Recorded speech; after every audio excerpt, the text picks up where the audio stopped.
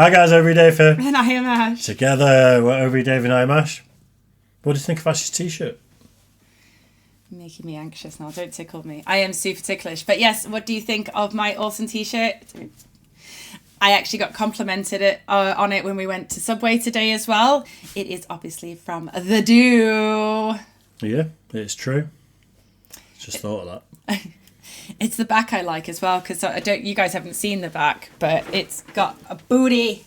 She's got a fine booty as well. You're showing everyone your arse on YouTube. Look, see? It's a great booty. Right then. Do us a favour before we get into the video. Pop a little subscribe on the channel for us. It does mean the world to both of us. And it will bring you 16 minutes of good luck.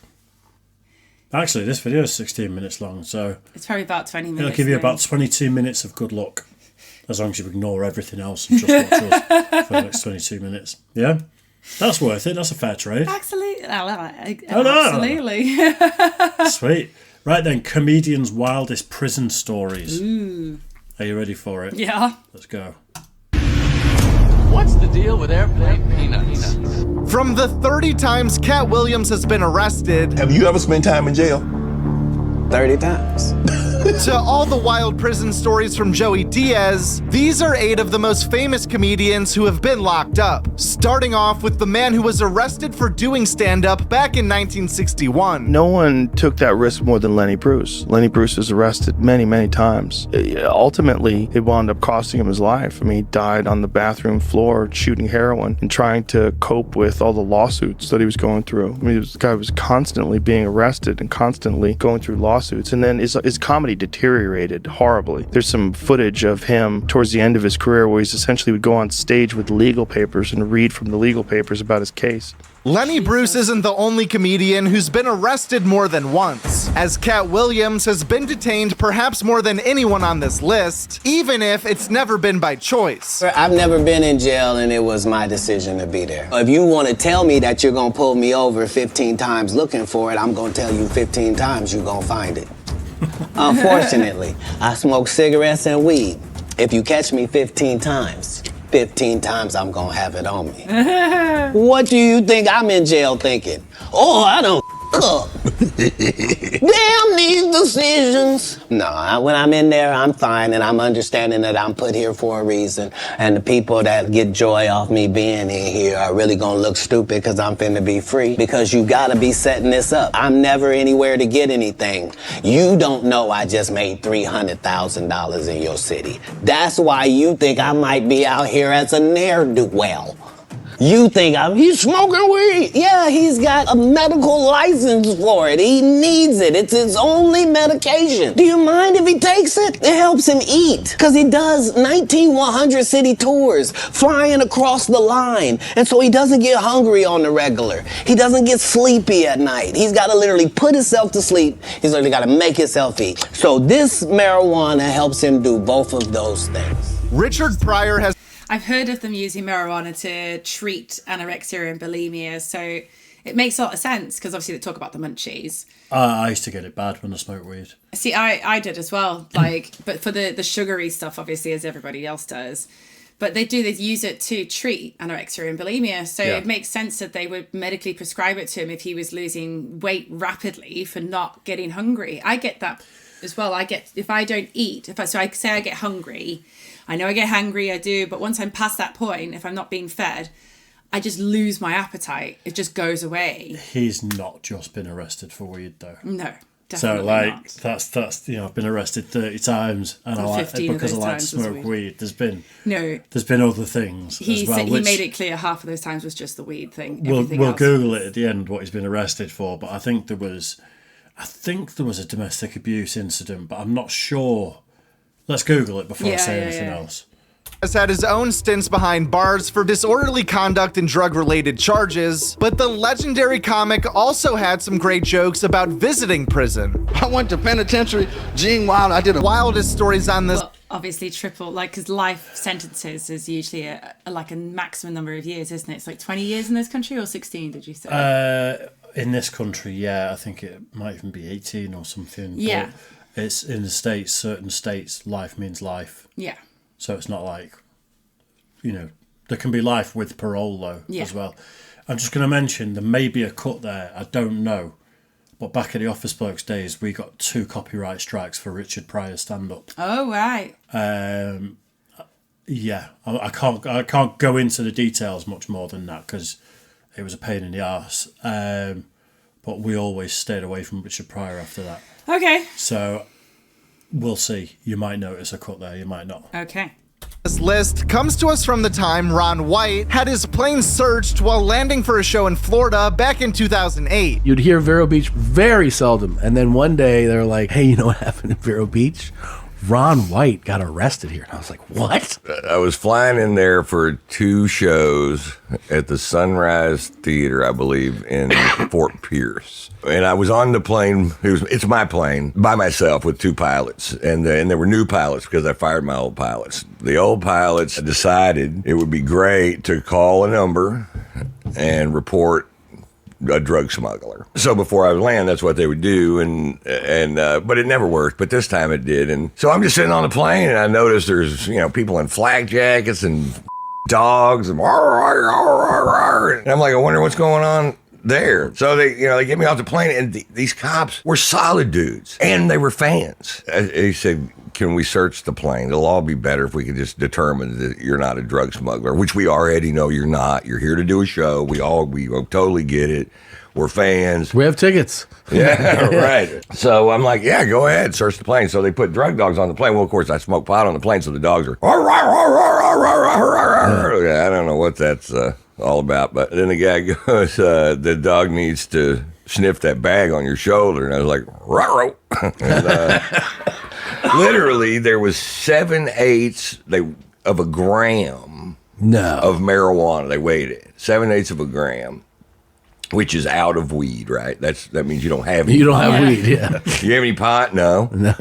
7/8 of a gram. Yeah. Whatever nut at the station, the chief said, bring him in. He's a flight risk. He's got a plane. And they were so apologetic. They were like, because they had to do what he said. Yeah, you know? So they're like, Mr. White, you're going to hate us. And I'm like, what? And I got a show to do, right? And he goes, they're going to make us bring you in. I'm like, for this? For 7/8 of a gram of pot? Which they already said would be no big deal. When they said, look in the bag, I showed them that. And they're like, that's not it. And so handcuffed me, put me in the cop car, and took me down. And so I had done 7 shows since I'd been home. So I had $35,000 cash in this bag that I carry. And this guy's like, well, I'm going to need to count that money. I'm like, it's going to take a while. And he's like, 1,000, 2, 1,000. I'm like, Jesus. No, you can't count it like that. Count out stacks of 100. 1, 2, 3, 4, 5. I'm teaching this motherfucker how to count. Right? And they moved me from city jail to county jail, and the whole thing's going down the tube. The people are there like, hey, he just got moved over to county jail on the announcement. They're announcing it. Yeah, so there was a truckload of kids, a pickup truck full of kids that had these big signs that they'd already made that said free tater. And God, I hate myself for being in such a hurry that I couldn't stop and address that, take a picture with them or something. But I was 2 hours late to this show, and not one person left. Everybody stayed there for 2 hours waiting for me to get out of jail. What was that like walking out that night? It was absolutely one of the most insane responses I've ever gotten walking on stage. On a darker note, That's awesome. There's such fan dedication. Yeah. And that it's just amazing, isn't it? Like, they waited 2 hours for him. He's a funny guy, but he's got a famous bit called tater salad. Oh, and that's why they're saying free taters. Right, okay. So we're gonna have to react to that at some point. Okay. Yeah, he is a funny guy, but he's just like, he's so old school, and he quit comedy basically. But when Rogan opened the club, because it's in Texas, and I think he was in Texas, apparently he's there every night. Nice. Doing stand-up. Oh, sick. Because he just doesn't want to tour, doesn't want to travel the country anymore, but on his doorstep he'll do it. That's cool. Most famous and heinous comedian to ever be arrested is none other than Bill Cosby. Isn't he out? I don't follow it, but I just remember when it all went down and I think like he's the out. disgust I felt. Because I think some of the cases were past the statute of limitations, or there was some sort of deal done. Maybe he signed a deal that gave him reduced. I'm fairly certain he's out of prison, you know. I don't know. Which for the but you can crimes he appeal committed, after a certain number of years, can't you? But you also you get to like you can shorten your sentence for good behaviour and stuff like that, can't you? You can, but for as heinous as his crimes were, disgusting. it should have just been set on fire, really. I know. It made me Who feel spent sick. 3 years in prison for drugging and raping over 60 women. 3 years for not good doing that enough. to 60 women. That's disgusting. That's like, what, a couple of weeks each? It's ridiculous, isn't it? Made me feel sick. Smuggest old black man public persona that I hate. This kid's on TV. Pull your pants up, black people. I was on TV in the 80s. I can talk down to you because I had a successful sitcom. Yeah, it was women, Bill Cosby, so kind of brings you down a couple notches. I don't curse on stage, but yeah, you're a so I've done this bit on stage, and people don't believe. People think I'm making it up. I'm like, Bill Cosby, there's a lot of rape allegations. No, you devil. That shit is upsetting. If you didn't know about it, trust me. When you leave here, Google Bill Cosby. One of the most notorious examples of a comedian going to jail comes to us from Tim Allen, who spent 2.5 years locked up for felony drug trafficking charges in 1978 before going on to become one of the most successful comedians of all time and serving as an inspiration to fellow comics on this list. When I walked into the green room, there was one comic in there, and the comic's name was Tim Allen. It's f***ing Tim Allen, shining his shoes. You know, like a guy has a foot up on a counter, and they're shining their shoes. Let me tell you something, man. I didn't say nothing. Diane Ford came in, and she goes, Tim Allen, Joey Diaz, Tim Allen. We shook hands. I didn't say nothing. In fact, he came to me and he's like, hey man, can you do extra time? And I'm like, yeah. Why? He goes, I haven't been on stage in months. I don't know what this is gonna be like. And I'm like, I got you. Don't worry about nothing. And I didn't play him. I didn't try to be cute. I just shut my mouth and I drank my water. You know, I just so happened to go on stage that night, and by the luck of God, I leveled the room, and he came over to me and said, that was great, kid, and how long have you been doing this, So we get back to the room, and after about an hour, I try, you try to control yourself, you try not to be a half a and go, I'm a huge fan, I went to prison, I think maybe the next night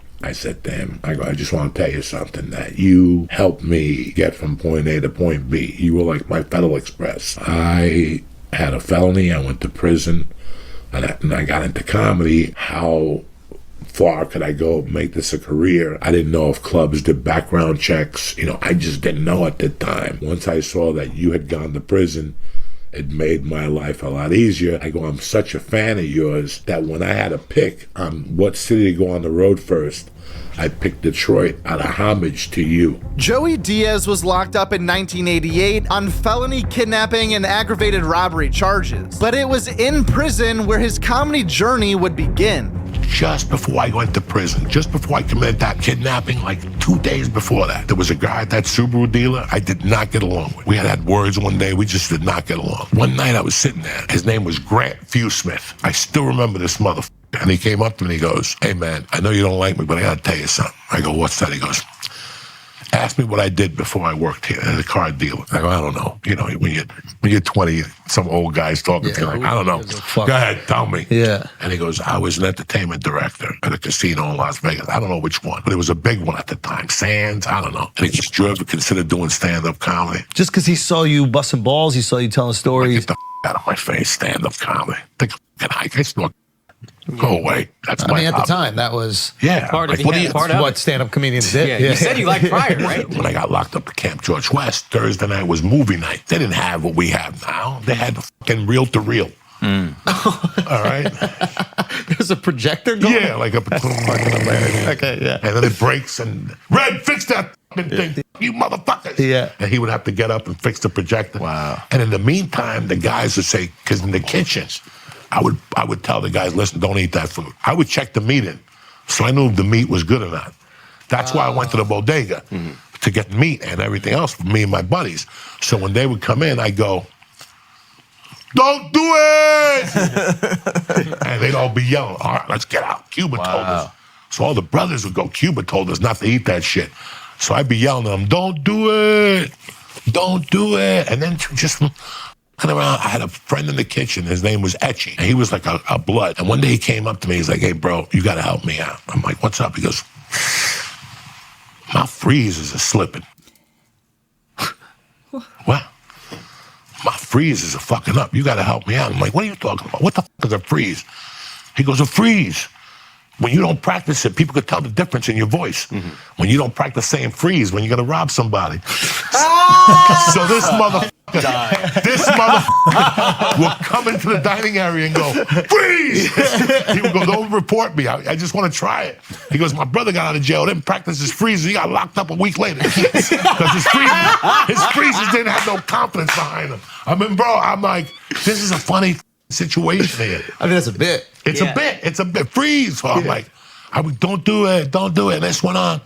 And I became like the social commentary for the kitchen, right? So now, afterward, they think like, Cuba, get up there and say some words. Oh, so they're asking you. They're pushing you to do it. They're going to get up there. Because, listen, at that time, we weren't as sensitive as we are today. Of course. You could goof on brothers. We all goofed on Red. Yeah. You know, everybody goofed on Red. Yeah. Everybody goofed on the bikers. Everybody goofed on... that was it. You know, you just goofed. Yeah. So I didn't have many material. He's kind of like a white supremacist. Yeah. I didn't have any material written. It's not like I wrote material. Yeah, you just wrote I would go up there and just do, whatever. Yeah. Look at this motherfucker with these fucking shoes on. What, your mother didn't get you better shoes? And one day, the guy in the library was from Buffalo. He killed his wife and the mailman. The mailman was fucking his wife, so he killed the wife and his mailman. They gave him like 30 fucking shits. But the guy was a genius. And I'll never forget, he came up to me one day and he goes, hey man, here's a notebook so you could write your jokes in. And I go, notebook? I got no notebook. I ain't got no, He goes, you don't write before you go up there? And I go, no. And this motherfucker looked at me and goes, listen, I'm going to get out of here in about 2 years. If I get out and you're not doing stand-up, I'm going to hunt you down and kill you. Similar to Joey Diaz, Ali Siddiq had also not considered stand-up comedy as a career path prior to being arrested. But once he was released from prison, Ali quickly found success as a comic. Joey Diaz has a famous story of meeting someone in prison who said if he's not doing stand-up by the time he's out, he was gonna murder him. Did you know you were funny in prison? Was there a moment where you were telling jokes that you were like, this might be what I want to do for the rest of my life? I found that muscle while I was inside. Due to me just being a regular, I think this is the thing, because I don't try to make things too complicated. I'm a regular guy that grew up in a neighborhood that just was jovially sarcastic. Just talk about people on the bus, talk about me in the neighborhood. Just when something arises, I say something that may be funny, but it was no plan. I got out in October of 1997. I did stand-up for a year. 99, I taped for Comic View. It comes out in 2000. So 18 months after I get out of prison, I'm on TV. Be sure to check out our full interview with Ali Siddiq on the end screen right after this. And if you have any free time, please consider giving it a like and leaving a comment for the algorithm. Thank you very much. That was really interesting. Wasn't it? I never knew so many people going to prison. Obviously, I knew about Tim Allen and Bill Cosby. Yeah. But I didn't realise Joey Diaz and stuff like that. That's mental. It's quite a big part of his Cat Williams, origin story. You introduced me to him, so I don't really know much more about that. But yeah, what else did he get arrested for? But he did admit, he said the 15 of the 30 times he's been arrested was to do with weed. The thing is, when you grow up as a kid and it's like, oh my God, people go to prison and it's like, I've known quite a few people at this point that I've grown up with or that I've known through working with and things like that have gone and they've done stupid things and they've gone and done 6 months or they've gone and done a year.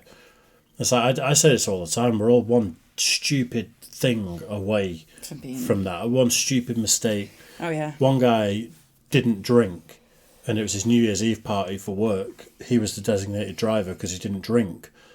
But everyone came to his house and all the lads that were at his house encouraged him to drink. And they got himself a few beers, got in the car, crashed, seriously hurt a few people, and he went away for a couple of years. And it's like, it's just a little bit of peer pressure when he shouldn't have been having a beer. He doesn't drink. and he was a nice guy as well. Prison for a couple of years, and it's like everyone is that close. Oh yeah, just one little mistake, Yeah. one little go. Oh, it's just a one-off. You know. It's not just. I mean, it could be a mistake though. It could be a car crash where you're at fault and you're sober. Oh, I know. There was a kid got knocked off his bike yesterday, not far from here, and the woman who did it just drove off. Just took off. When she gets caught, she could go to prison. Yeah, because it was a hit and run. She should have alerted it, and it would have been a lot of a lesser charge. Yeah. She made a mistake, or she was drinking and she'll lose her license because of it. Yeah. But to hit and run and leave a kid on the side of the road. Yeah. Is disgusting. Yep. Terrible, terrible behaviour. Anyway, Cat Williams arrests. He was Theft arrested of a camera. Los Angeles airport after a gun was reported stolen and found in his briefcase. Oh dear. Misdemeanor account of carrying a concealed firearm. Stealing $3,500 worth of coins and jewellery. He got charged with criminal trespass and burglary. Alleged assault on a tractor driver. Assault with a deadly weapon. Oh, Jesus. Class action lawsuit seeking compensation. Yeah. Dangerous driving, dispute at a bar. Yeah. And child endangerment charges. Because he's got adopted kids. Stole a camera from a photographer. I mean, if you're getting photographed. I've seen Keanu Reeves do that when he runs off with the cameras, doesn't he? Yeah. Throwing a salt shaker at a manager, so obviously assault and thing is, when you're famous and you do something little like that, people know you've got money, and they're just gonna. You get hit with a salt shaker, you hit the ground, and you start crying, and you sue for $1 million. Criminal damage. Yeah. Anyway, there you go. Mental. There you go. He's a naughty boy, isn't he? He is a naughty boy. Right. I hope you guys enjoyed that too. As always, make sure to like and subscribe, and we will see you all very soon. Bye, guys.